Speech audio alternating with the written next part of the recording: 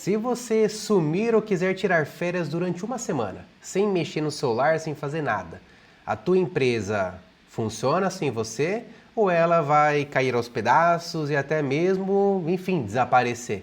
Sou Lucas Policarpo, tô aqui para te ensinar como delegar de forma correta. Em meio às consultorias que eu tenho dado, eu percebo que muitos gestores têm dificuldade de preparar terreno para outras pessoas assumirem certas posições na empresa. E isso é muito conhecido por delegar. Só que muitas pessoas entendem que o delegar é meio que delargar. Que ela entende que é o seguinte, olha, você vai ter que fazer tal coisa agora e você se vira. E não é isso. Isso é delargar. O que eu quero te ensinar aqui é como você prepara pessoas, como você prepara processos, como que você estrutura o delegar. Eu sou o Lucas Policarpo, sou empresário, gestor, consultor também, caso você queira aprender comigo. Eu quero te ensinar aqui a importância de você delegar. Primeiramente, antes de falar sobre tudo isso, eu quero te convidar, né, na verdade. Mas eu quero te convidar a se inscrever no canal, deixar seu like e compartilhar esse vídeo com aquele amigo seu gestor que, vive bitolado de trabalho e você fala assim, cara, mas esse cara faz tudo sozinho? Pois é, ele faz tudo sozinho.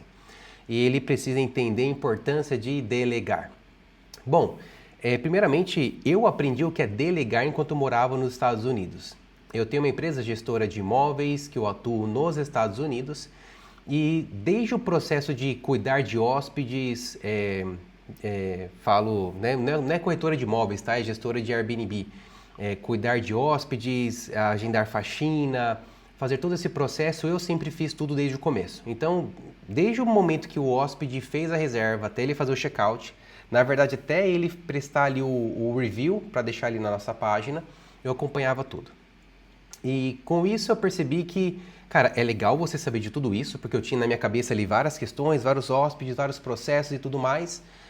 E aí eu percebi que eu comecei a deixar a peteca cair, porque eu não dava mais conta. Porque tinham dias que eu tinha, sei lá, 15 check-ins num dia, ou 15 check-outs no mesmo dia. E você fazer follow-up, fazer ligação, ver se está tudo certo. Aí uma pessoa fala que esqueceu um relógio lá no Airbnb e tudo mais. Como que eu gerenciava tudo isso? Na verdade, nem eu mesmo sei. Eu só sei que, na verdade, eu trabalhava 23 horas por dia e dormia ali 1 hora. Que eu dormia com o celular na mão e acordava com o celular na mão. Então, enfim, é praticamente essa a realidade de quem não delega. Mas eu também entendo que para delegar você tem que estar no momento certo para isso. Existe uma questão financeira, porque envolve você, seja contratar um sistema, ou contratar alguém, ou você terceirizar uma certa atividade para que alguém te ajude com isso. Mas também, para chegar nesse nível, existe um passo a passo que eu quero trabalhar com você, que é de você se preparar para isso. Que pouco importa a questão financeira. O que importa é você se preparar para que quando chegar o momento certo de delegar, você vai sim fazer com uma forma muito mais fácil. Então, o delegar está primeiramente atrelado ao quanto você consegue dar conta. Na minha mente, na época eu sabia que se eu tiver até 10 propriedades, eu consigo tomar conta sozinho. Então, para mim já era um número, vamos falar assim, um número-chave. Então, eu sabia que chegando ali 2 clientes, 3 clientes, 5, foi aumentando realmente o nível de trabalho, o número de trabalho, mas foi reduzindo minha noite de sono. Isso é proporcional enquanto você está trabalhando e criando uma empresa do zero. E com isso eu estabeleci que 10 propriedades era um nível que eu ia falar o seguinte, cara, até 10 eu toco, acima de 10 eu preciso fazer outra coisa. Preciso, enfim, preparar, delegar e fazer alguma coisa. E eu lembro que numa reunião de negócios que eu tive com o Luke Ties, não sei se você conhece, ou é o Luke Belmar, enfim, ele é um americano que ele trabalha com e-commerce e várias coisas, e, enfim, estava no jantar com ele. Ele me deu um insight que foi muito importante, que ele falou assim, cara, primeiramente, não tem como você querer delegar isso para outras pessoas, tudo que você faz, enquanto você não se preparar para isso. E ele me deu alguns insights, que são exatamente os insights que eu quero ensinar para você aqui agora, tá?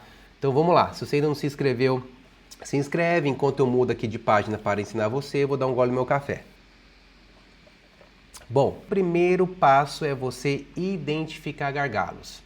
Tá, gargalo é tudo aquilo que trava em você, tudo aquilo que te consome, aquilo que você fica assim, nossa, isso aqui me toma 30 horas do meu dia para resolver esse negócio, e você vê que acaba gerando ainda mais demandas, mais processo, mais trabalho, e enquanto você não fizer, não vai para frente.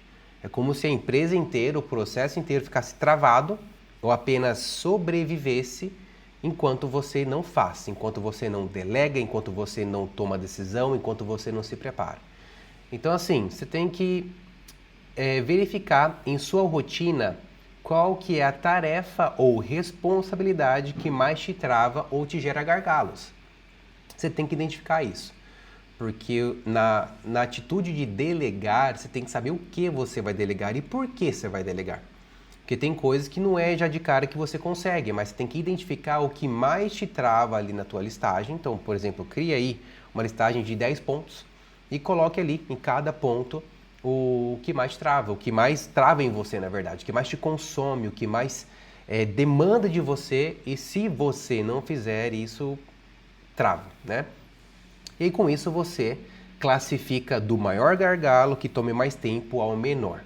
Então é bem simples, tá? Você cria dessa maneira, que esse é o primeiro passo, e isso você tem que fazer assim, com cabeça fria, tá? Porque geralmente cabeça quente você quer delegar até pagar uma conta, e não é tão bem por aí o caminho, tá? Você tem que ir aos poucos na questão de delegar, mas obviamente com um processo muito bem estabelecido você consegue delegar praticamente tudo.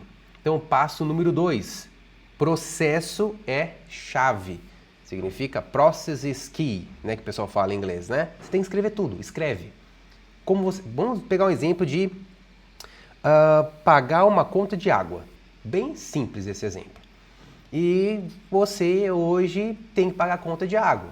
E aí você esquece de pagar, aí corta a água. Tem que ligar lá de volta para religar. Aí você de novo esquece, paga multa e tudo mais. Quando você vê, a cada 2, 3 meses você tem que sempre ficar em cima das contas, sempre paga com juros, paga com atraso, aí corta, fica sem água, gera um baita de um estresse e fica chato, né? E depois tem que resolver ainda toda essa questão. Então, escreve tudo que está envolvido nessa tarefa. Então, por exemplo, se a questão, como eu disse aqui, é de pagar água, você tem que anotar, primeiramente, onde está a conta de água, quem recebe, quando recebe, qual que é o vencimento, né? Tem situações, talvez você possa só colocar no débito automático, né? Mas digamos que eu queira pegar esse exemplo um pouco a mais e deixar ele um pouquinho manual para isso.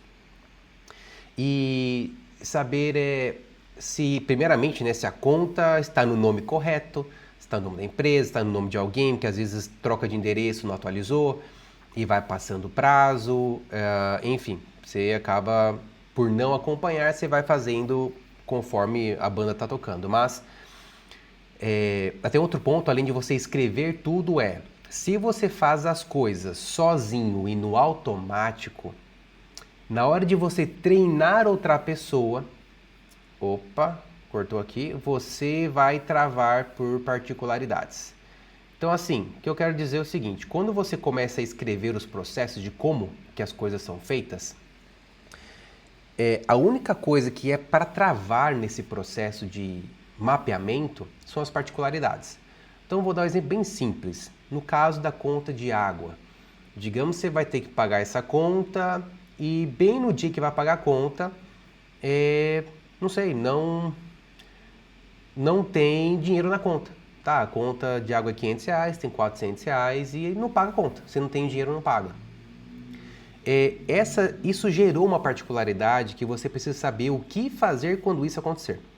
Você tem que ter uma proposta da solução para que isso aconteça.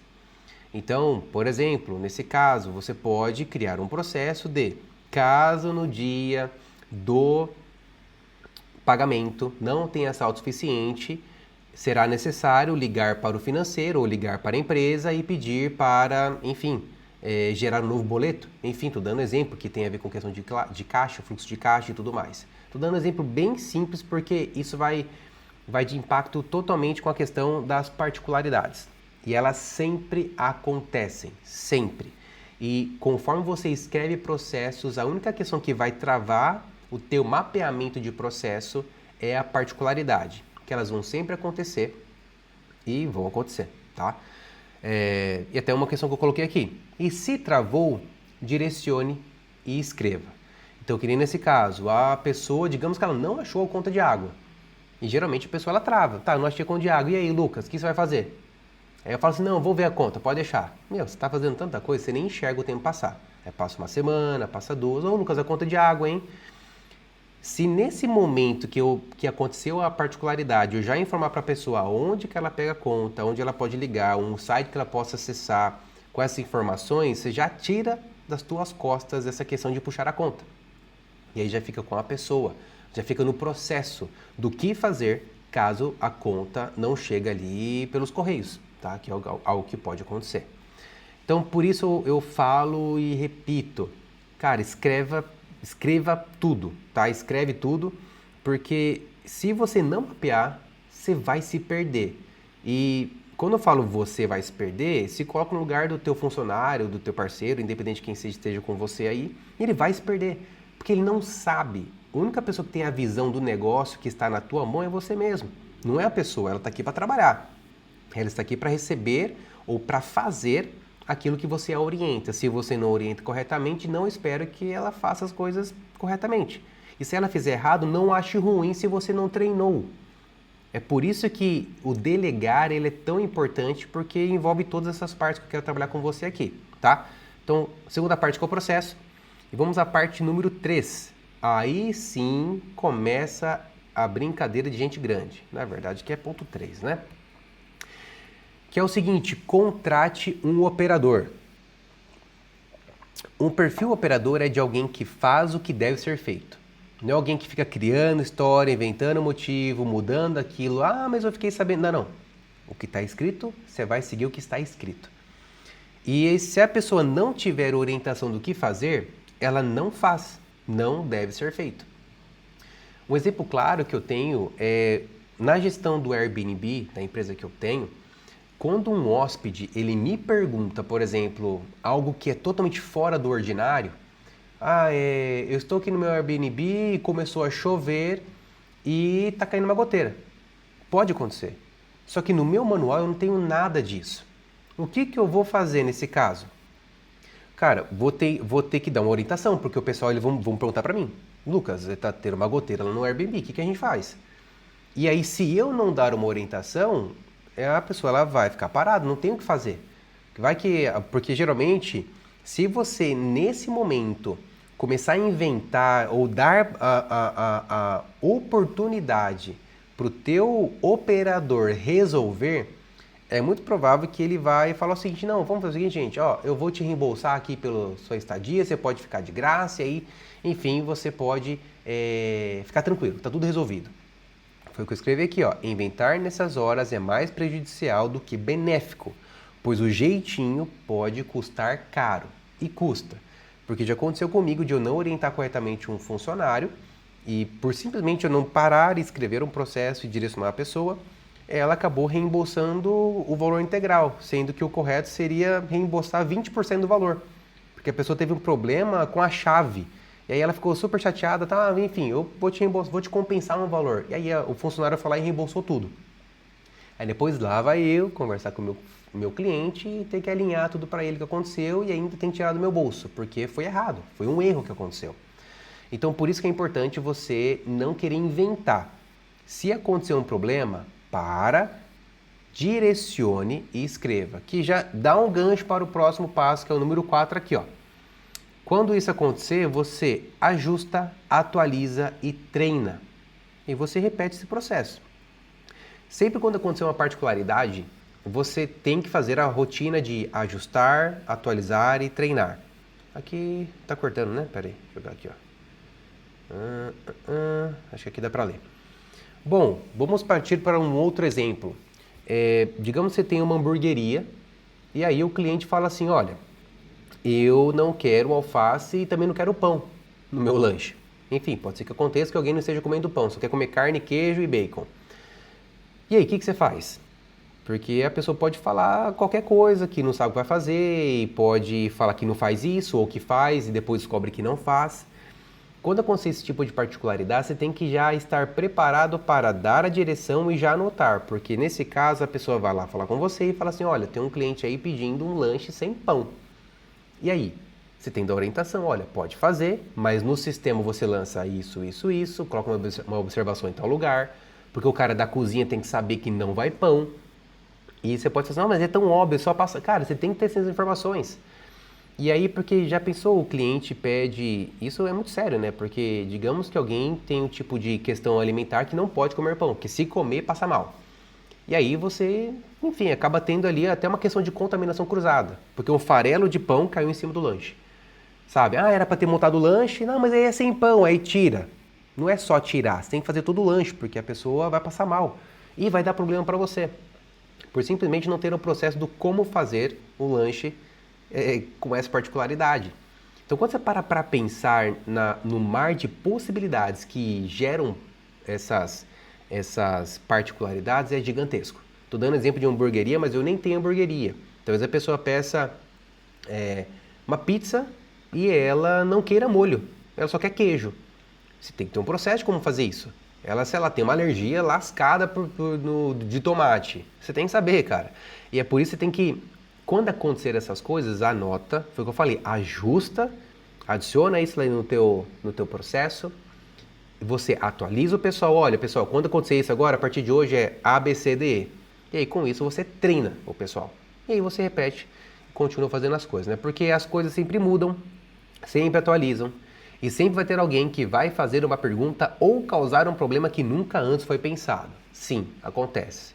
Como que pode alguém vir aqui na hamburgueria pedir o lanche sem pão? Sim, acontece, né? E por isso é necessário sempre estar atento à sua base de informação. Pois se fugir do processo, se cria uma cultura de processo que não serve para nada. Vou escrever aqui, ó, que não serve para nada. Então é isso, não adianta fazer processo se você não segue, porque senão o pessoal vai ficar aí perdido. Bom, pessoal, o que eu queria falar nesse vídeo é exatamente isso. Fui bem objetivo, o máximo que eu pude, porque é isso que eu uso para preparar minha equipe. Seja em liderança de empresas, seja para preparar meus clientes ou até mesmo em igreja, por exemplo, se você lidera algum grupo de voluntários. Você tem que ter uma liderança onde você tem que saber como funcionam as coisas. E você vai ter que preparar novas pessoas, porque da mesma ideia que a empresa tem que crescer, também seja uma igreja também tem que crescer. Tem que crescer. E aí com isso vai chegar novos voluntários, vai chegar gente nova, vai chegar gente que não sabe o que fazer, vai chegar pessoas que não tá perdidaço, e aí você tem que orientar. Então, a minha forma de trabalho é exatamente essa. Estou te ensinando o que eu aprendi a fazer. Na verdade, ninguém me ensinou isso aqui é o que eu fui estudando sozinho, aprendi e aplico até hoje com os meus negócios, meus clientes, até meus atuais funcionários. E assim nós seguimos. Bom, espero que esse vídeo tenha sido útil para você. Não quero ver você mais atarefado, cheio de gargalo aí, coisa te travando, não consegue trabalhar, não consegue descansar de domingo porque está cheio de trabalho, mas na verdade é resquício de você não se preparar para delegar. Bom, espero ter ajudado. Não se esqueça de se inscrever no canal, deixe seu like, ó. Vejo você na próxima. Valeu!